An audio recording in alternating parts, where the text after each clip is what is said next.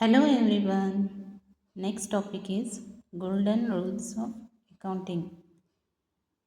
ಇದರಲ್ಲಿ 3 ಅಕೌಂಟ್ಸ್ ಉಂಟು.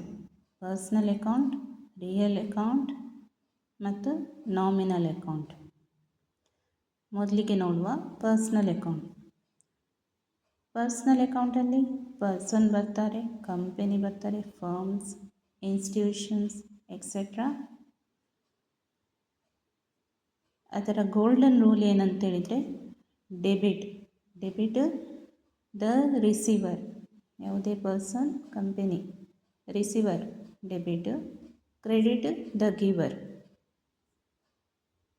Next second one real account.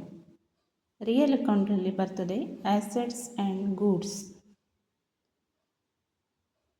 ಅದರ rule debit what comes in, assets ಆಗಲಿ ಕ್ಯಾಶ್ ಆಗಲಿ ಗೂಡ್ಸ್ ಆಗಲಿ what comes in, credit whats goes out. ಯಾವುದೇ ಕ್ಯಾಶ್ ಅಥವಾ ಗೂಡ್ಸ್ ಅಸೆಟ್ಸ್ ಹೊರಗೆ ಹೋಗೋದಾದರೆ ಅದು ಕ್ರೆಡಿಟ್ ಆಗ್ತದೆ. Third one is nominal account. ಅದರಲ್ಲಿ ಬರ್ತದೆ expenses, losses and income and gains. ಅದರ ಗೋಲ್ಡನ್ ರೂಲ್ ಏನಂತ ಹೇಳಿದರೆ debit all expenses and losses. ನಾವು ಏನು ಡೆಬಿಟ್ ಮಾಡ್ತೇವೆ ಅದು ಎಕ್ಸ್ಪೆನ್ಸಸ್ ಮತ್ತು ಲಾಸಸ್ ಆಗಿರ್ತದೆ.